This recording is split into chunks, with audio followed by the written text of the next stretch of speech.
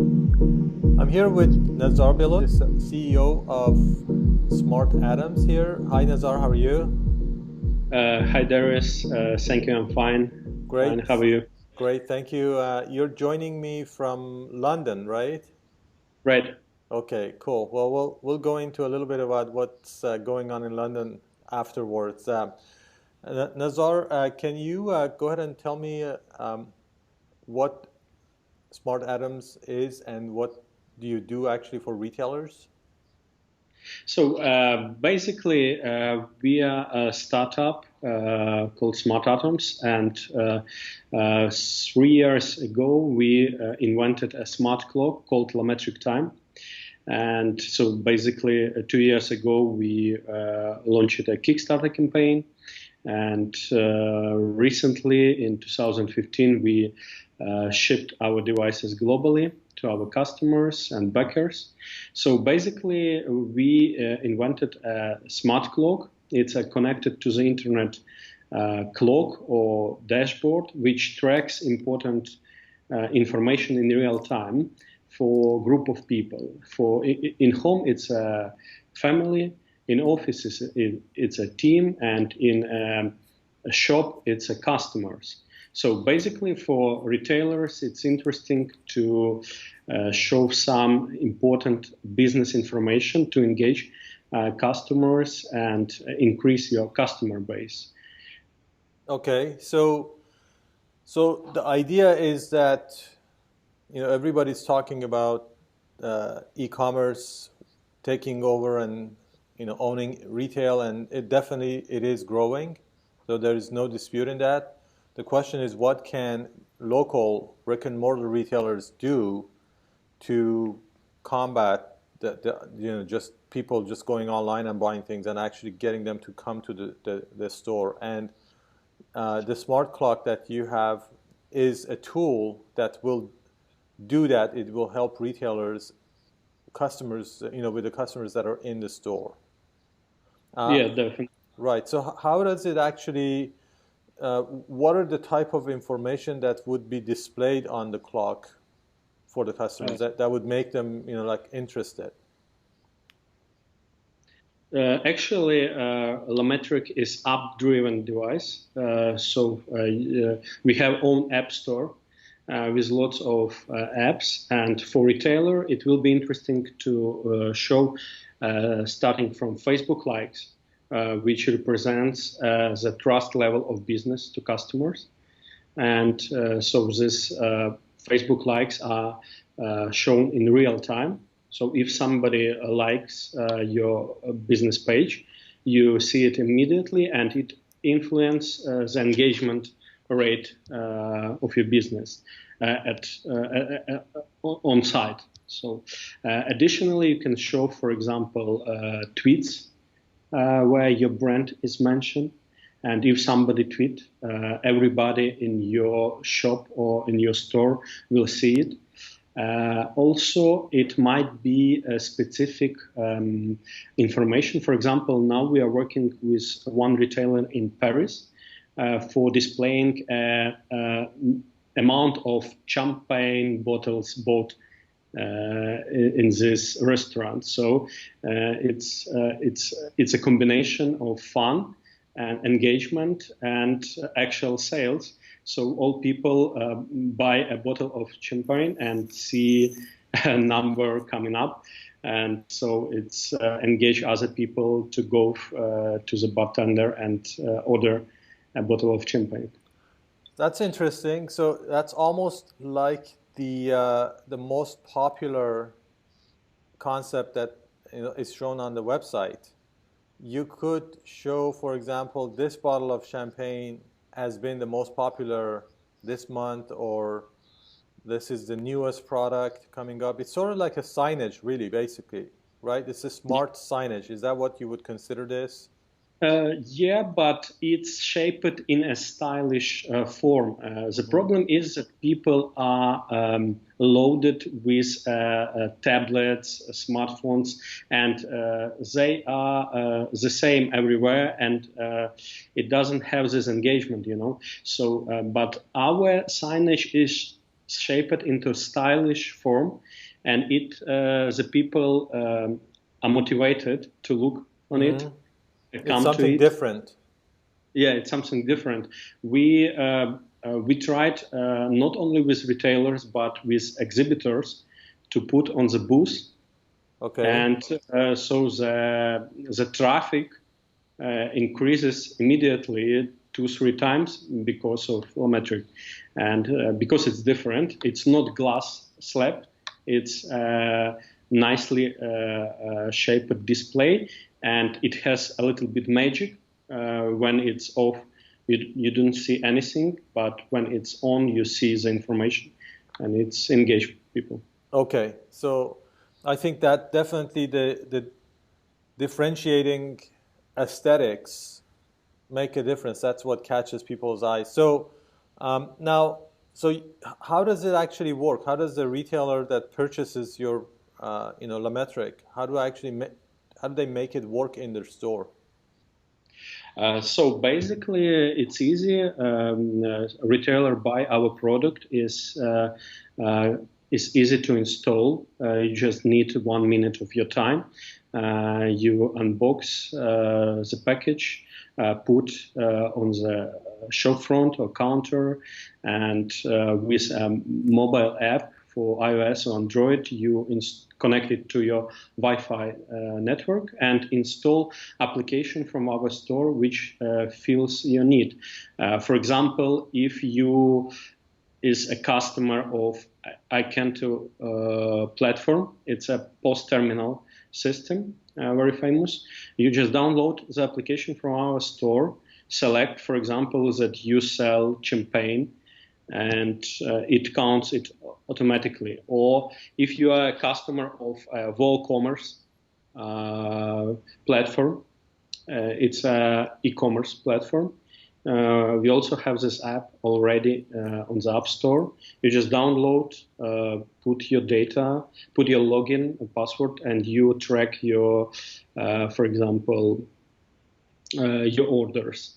We also plan to launch a Shopify application soon. Additionally, you can find Facebook fan counter, Twitter app, news app. So okay, so I unbox the product. I place it in a location where I think it would be good for the users or the shoppers to see. Then I would connect it to my Wi-Fi. So I need to have Wi-Fi in my store, and then install an app. Then from that point, I would go to your website, I think, and then find your app store. So basically, you start your journey from unboxing, then you go from your smartphone to golometric.com, install iOS or Android application, and you have our app store in our mobile application. So you will find all application in the Lometric Time official app. So okay, so it's basically you manage everything from the official app.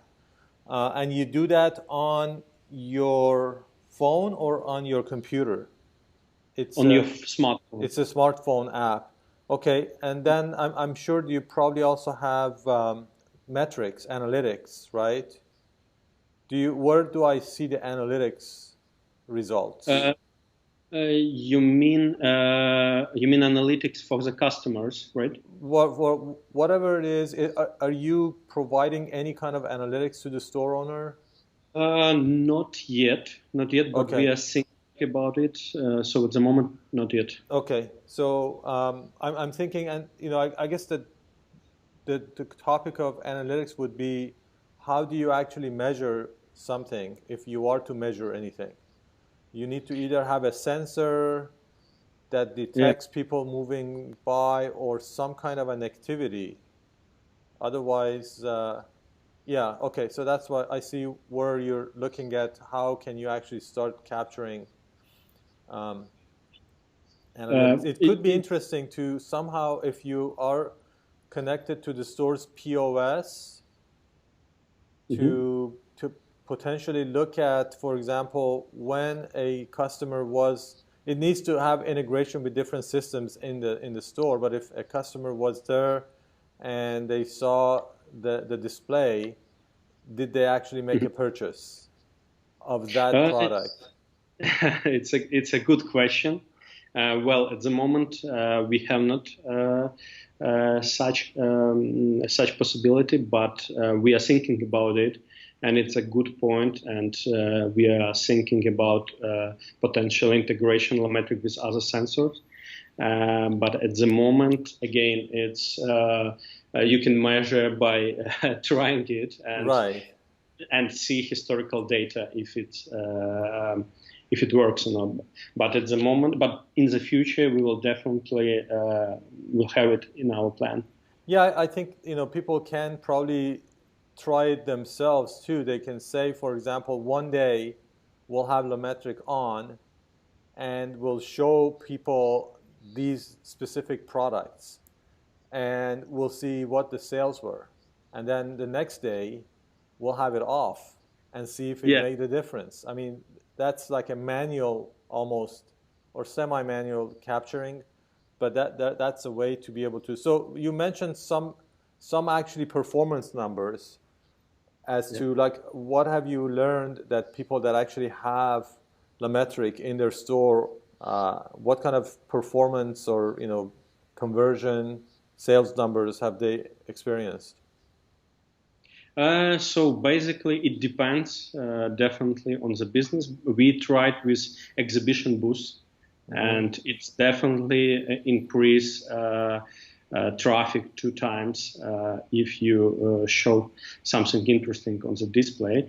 And in terms of Facebook fan counter, we also tried. It increased number of subscribers to the Facebook page, also at 30%. So was that also in the exhibit, or was that actually in a retail store? No, it was a cafe. Okay, cafe. Okay. So, what kind of, I guess, retailers have you actually started working with? What type of retail? You mentioned cafe, which is food. You also mentioned the champagne store. Anything else? At the moment, we are working with a small local businesses. It's small cafes and restaurants. We had inquiries from big chains of stores, but to be honest, at the moment we are just in negotiation, so I cannot disclose it. Okay. Yeah. All right. So, what is it that you're finding as far as how, because this could be eventually turned into like an IoT device, right? It could have some kind of a sensor. Is that something that you see a lot of traction from people that you talk to, like people asking about it, or? You mean the curiosity in IoT? Right. Yes, people asking because they want to be different from competitors with someone, and we feel this need definitely because almost everyone already have a website, almost everyone already have a mobile app for their business, but they need something more, and I see the need of combining the virtual and physical worlds definitely. And because for some cafes, restaurants, their Facebook page and online live is something different what's happening on site, and that's definitely need some connections to, and Lometric makes it. Another good example is that people from retail industry are curious about tracking, getting some more information about customers, who are their customers, and so other solutions are on the market. They are growing. That gives retailers more information who is their customers based on scanning of Wi-Fi's and knowing because he knows that people have a lot of devices now, right. and they come to the store, and store owners want to know something from this information because these all devices, they are radiators. Right. And so iBeacon, it's one technology, but it's not enough, definitely.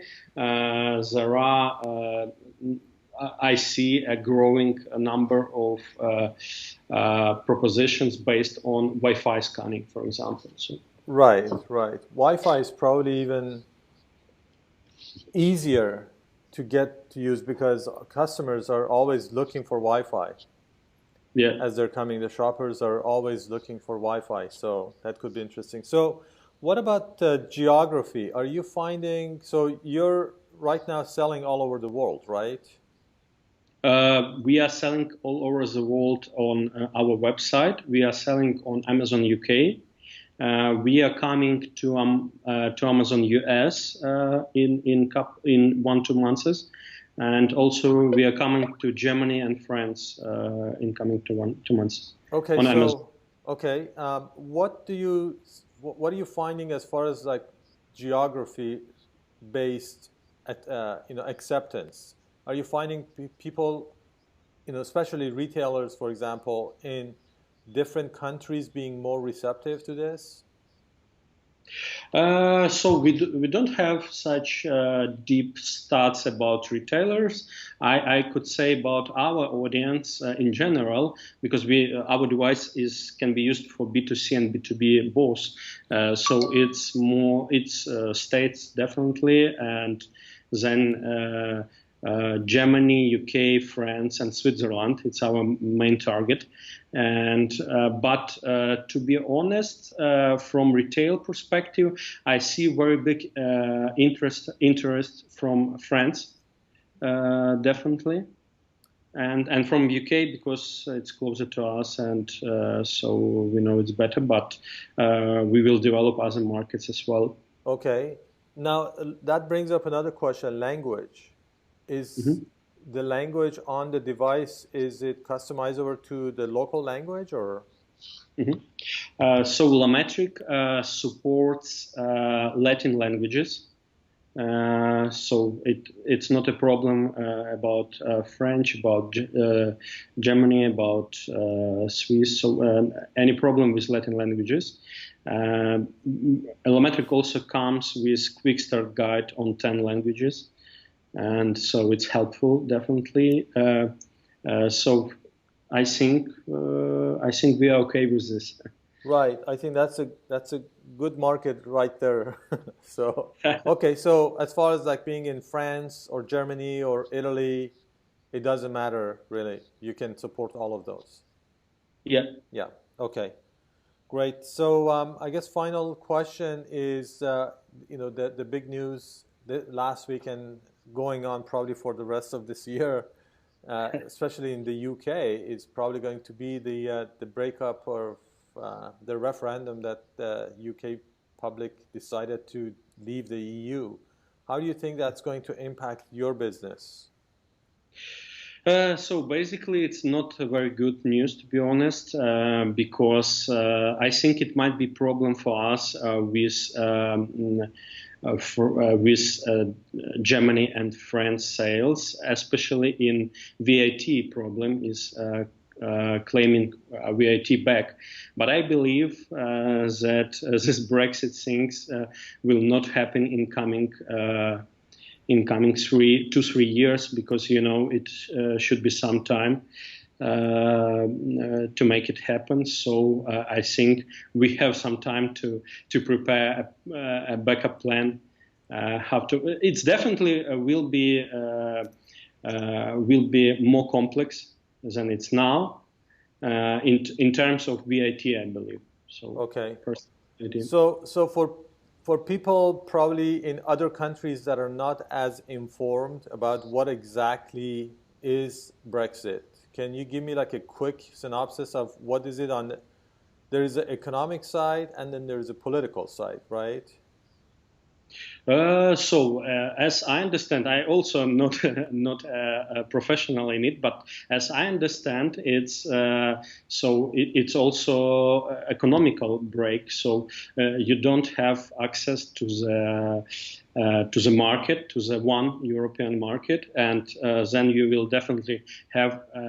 You will definitely need to spend more time on export-import procedures. You will definitely have a problem with VAT tax return because it will be more complex operation. Now it's easier across the Europe, and after Brexit, it will be more complex to do it. And so it's the bad thing is time. You lose time first of all, because in one market you easily ship your product and don't have problem with this bureaucracy. When it's not one market, you need to spend resources on accounting, on legal people, etc., etc., and you have smaller budget to invest in developing and growth of your business. So I think it's not very good to have. Right, and then I guess one other thing that would be important for startups is funding. UK's, I guess, funding ecosystem is probably pretty healthy, but definitely having access to Germany and other funding sources would definitely be an interesting, I mean, it would be an advantage. So how do you think that's going to change? Have you heard anything on how that might change? As well as like having access to investors from outside the UK investing in UK companies. I think it will have bad impact because because startups in Europe will be more better to fund because they have more market to propose their product. With UK, you also have this possibility, but it will be more complex and more expensive thing. So it definitely will have impact on funding. And as I heard, a lot of banks thinking about transition their operations from London City to Paris. So it's also not very good news. But I believe it should figure out something. So because for startups, it's definitely not very good news. Yeah. I mean, life is already tough enough as it is. We don't need any additional challenges. I mean, obviously, regardless of what happens, both EU and the UK will survive and will go on having, probably healthy and good economies and everything. But I think the idea was that together they would be more prosperous and life would be easier. There would be more opportunities. And separate, the question is it going to really be better when they are separate? Is it going to be better for the people in UK like yourself, or even the people that actually voted for it? So I see this trend for some reason is globally. I mean separatism, right? It's for some reason it's globally increasing. In my motherland in Ukraine, it was a problem recently, So with a war, etc. Right. So, and I think it's not a good trend. And because when people have one market, they, as you said, have more opportunities, and so it's better for both to combine. And because especially for startups, because startups are making innovations, and for innovations you need to have bigger market to make them profitable. Right. Because if you have very small market, your innovation simply cannot find enough early adopters to adopt it, and so that's a problem. Right. And so bigger countries and bigger unions have more innovations because they simply have more early adopters. Larger markets, right. Okay, great. Well, so coming up in the next few months, we can expect to see Lametric being sold at Amazon US, you said? Yeah. And hopefully we'll get some more information as far as some retailers in the U.S. actually starting to do this when we talk next. Yeah. Okay. All Great. right. Thank you very So much, and have an awesome summer. Take some time off, huh? I don't think so. thank you, All Darius. right. I Take see care. that. Thank you. Bye bye. Bye.